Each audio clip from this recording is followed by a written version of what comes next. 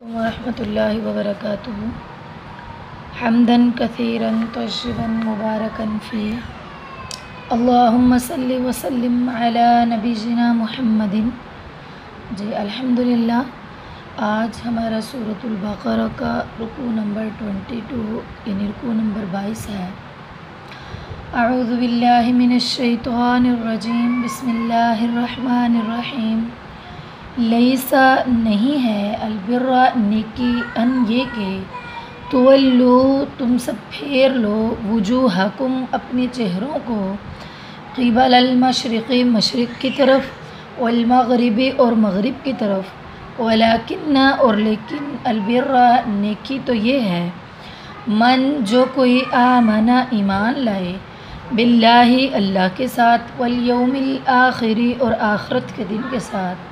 والملائکتی اور فرشتوں کے ساتھ، والکتابی اور کتابوں کے ساتھ، والنبیین اور نبیوں کے ساتھ، وآتا اور دے المال مال علی حبہ اس کی محبت کے،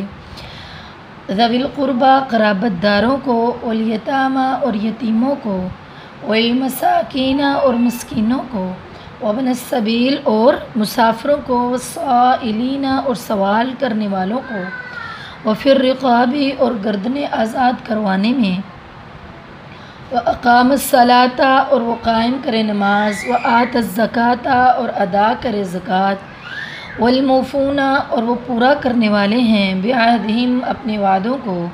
اذا جب عاہدوا وہ وعدہ کرتے ہیں، والصابرین اور صبر کرنے والے، فی البأساء تنگی میں،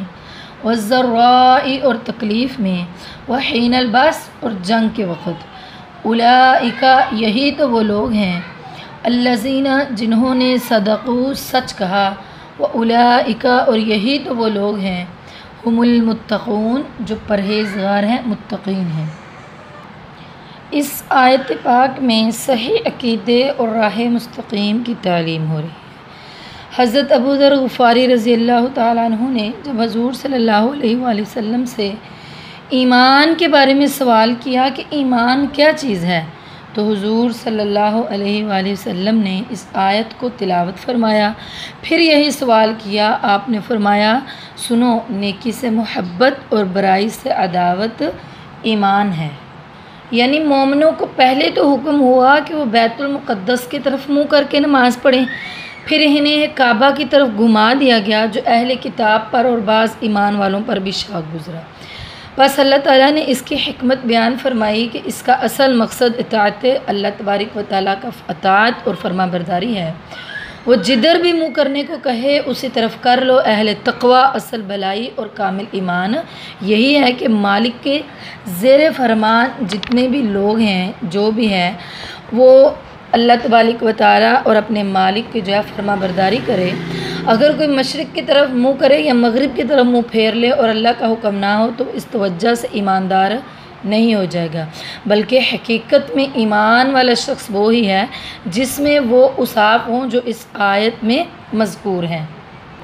یعنی اللہ تبارک و تعالیٰ فرما رہے ہیں کہ نیکی یہ نہیں ہے کہ تم مشرق کی طرف منہ کر لو یا مغرب کی طرف منہ کر لو، بلکہ نیکی تو یہ ہے کہ اللہ پر ایمان لاؤ، آخرت کے دن پر ایمان لاؤ، اللہ کی تمام فرشتوں پر ایمان لاؤ، اس کی تمام نازل کردہ کتابوں پر، اس کے نبیوں پر ایمان لاؤ، وآت المال علی حبہ ذوی القربى والیتامى والمساکین۔ تو اپنے مال کو کیا کرو؟ اللہ کی راہ میں دو۔ کن کو؟ ذوی القربى کو دو، اپنا مال جو ہے یتیموں کو دو، مسکینوں کو دو، مسافروں کو دو، سوال کرنے والوں کو دو، اور غلاموں کو آزاد کروانے میں دو۔ تو یہ ہے نا وآت المال علی حبہ، یعنی تم مال دو مال کی محبت میں۔ صحیح حدیث شریف میں ہے کہ رسول اللہ صلی اللہ علیہ وآلہ وسلم نے فرمایا افضل صدقہ یہ ہے کہ تو اپنی صحت اور مال کی محبت میں اللہ تعالیٰ کے نام دے، باوجود اس کے کہ یہ مال کی کمی کا اندیشہ بھی ہو اور زیادتی کی رغبت بھی ہو۔ تو وہ جو مال ہے وہ اللہ کی راہ میں دیا جائے تو وہ افضل صدقہ ہوا کرتا ہے۔ مستدرک حاکم میں ہے کہ رسول اللہ صلی اللہ علیہ وآلہ وسلم نے وآت المال علی حبہ پڑھ کر فرمایا کہ اس کا مطلب یہ ہے کہ تم صحت اور مال کی چاہت کی حالت میں فقیری سے ڈرتے ہوئے اور امیری کی خواہش رکھتے ہوئے صدقہ کرو۔ اور ادھر سب سے پہلے مال جو ہے کن کو دینا ہے؟ ذوی القربا کو۔ اب ذوی القربا انہیں کہتے ہیں جو رشتہ دار ہوں۔ صدقہ دیتے وقت یہ دوسروں سے زیادہ مستحق ہوا کرتے ہیں۔ حدیث میں ہے کہ مسکین کو دینا اکہرا ثواب ہے اور قرابت دار مسکین کو دینا دوہرا ثواب ہے۔ ایک ثواب صدقہ کا اور دوسرا ثواب صلہ رحمی کا ہوگا۔ اور یتیم سے مراد چھوٹے بچے ہیں، یعنی ایسے بچے جن کے والد بلوغت سے پہلے ماں باپ فوت ہو جائیں، لیکن یاد رہے بلوغت کے بعد یتیمی باقی نہیں رہتی ہے۔ اور مساکین وہ لوگ ہیں جن کے پاس اتنا ہو جو ان کے کھانے پینے، پہننے اوڑھنے، رہنے سہنے کو کافی نہ ہو، ان کے ساتھ بھی سلوک کیا جائے جس سے ان کی حاجت پوری ہو اور فقر و فاقہ اور قلت و ذلت سے ان کی حالت بچ سکے۔ بخاری و مسلم میں حضرت ابو ہریرہ رضی اللہ تعالیٰ عنہ سے مروی ہے کہ رسول اللہ صلی اللہ علیہ وآلہ وسلم فرماتے ہیں مسکین صرف وہی لوگ نہیں جو مانگتے پھرتے ہیں اور ایک ایک دو دو کھجوریں یا ایک ایک دو دو لقمے روٹی کے لے جاتے ہوں، بلکہ مسکین وہ لوگ بھی ہیں جن کے پاس اتنا نہ ہو کہ ان کے کام آ سکے اور ان کے تمام کام پورے ہو سکے۔ اور ابن السبیل مسافر کو کہتے ہیں، یعنی ایسا مسافر جو سفر میں ہے اور اس کا مال جو ہے وہ ختم ہو گیا تو اس کو اتنا دے دیا جائے کہ وہ آسانی سے اپنے وطن واپس پہنچ سکے۔ اور سوال کرنے والوں سے وہ لوگ ہیں مراد جو لوگوں کے سامنے سوال کر کے اپنے حاجات بیان کرتے ہیں اور ان حاجات کے لیے مانگتے ہیں تو ان کو بھی دینا جائز ہے۔ اور وفر رقاب، اس سے مراد غلاموں کو آزادی دلانا ہے، خواہ یہ وہ غلام ہوں جنہوں نے اپنے مالکوں کی قیمت مقرر کی ادائیگی کا لکھ دیا کہ اتنی رقم ہم تمہیں دیں گے اگر جب ہم آزاد کر دیں تو تب ہم آزاد ہیں، لیکن اب ان بیچاروں سے ادا نہیں ہو سکی تو ان کی بھی مدد کرنا جائز ہے، یعنی غلاموں کو آزاد کروانے میں بھی اپنی رقم جو ہے وہ خرچ کر سکتے ہیں۔ یا ایھا الذین، اے وہ لوگوں، آمنو جو ایمان لائے ہو، کتبہ لکھ دیا گیا ہے، علیکم تم پر، القصاص بدلہ لینا، فی القتلى مقتولوں میں، الحر آزاد، بالحر آزاد کے بدلے ہے، والعبد اور غلام، بالعبد غلام کے بدلے ہے، والانثیٰ اور عورت، بالانثیٰ عورت کے بدلے ہے۔ فمن، پس جو شخص کے عفیہ معاف کر دیا گیا، لہو اسے، من اخیہ اس کے بھائی کی طرف سے،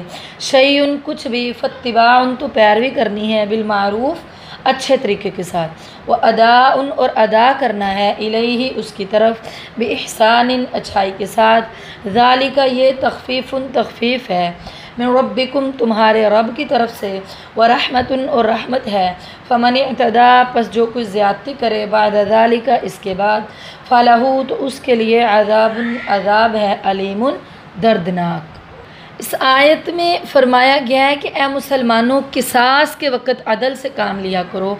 آزاد کے بدلے آزاد، غلام کے بدلے غلام، عورت کے بدلے عورت،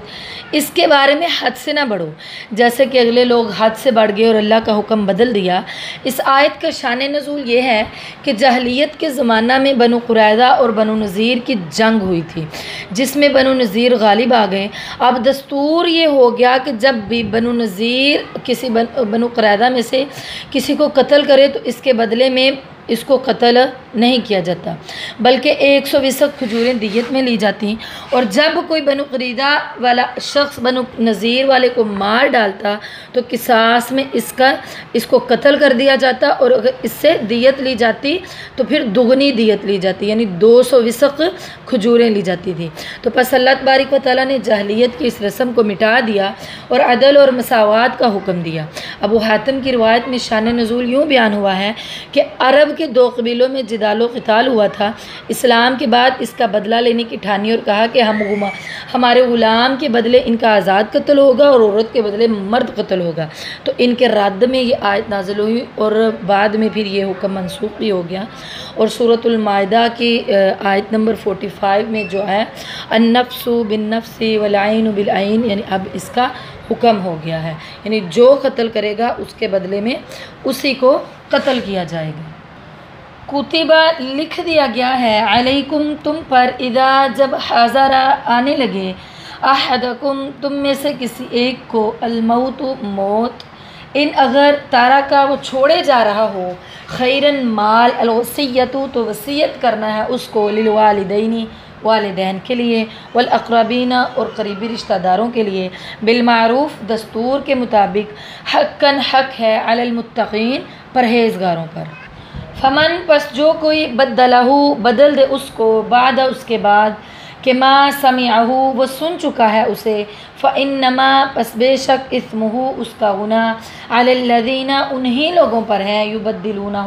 جو بدل دیتے ہیں اس کو، ان اللہ بے شک اللہ سمیع سننے والا ہے، علیم جاننے والا ہے۔ فمن پس جو کوئی خاف ڈر جائے، من موسن وصیت کرنے والے کی طرف سے، جانفن حق تلفی کی، او یا اثمن گناہ کا، فاصلح پس وہ اصلاح کرا دے، بینہم ان کے درمیان، فلا تو نہیں ہے اثما کوئی گناہ، علیہ اس پر، ان اللہ بے شک اللہ، غفور بخشنے والا ہے، رحیم مہربان ہے۔ اب اس آیت میں ماں باپ اور قرابت داروں کے لیے وصیت کرنے کا حکم ہو رہا ہے۔ میراث کے حکم سے پہلے یہ واجب تھا کہ جو مرنے والا ہوتا وہ اپنی جو ہے ورثاء کے متعلق وصیت کر کے جاتا، لیکن اب یہ حکم منسوخ ہو چکا ہے، اب جو ہے میراث کے واضح واضح احکام آ چکے ہیں، ہر وارث اپنا مقررہ حصہ بے وصیت ہی لے لے گا۔ سنن وغیرہ میں مروی ہے حضرت عمر بن خارجہ رضی اللہ تعالیٰ عنہ سے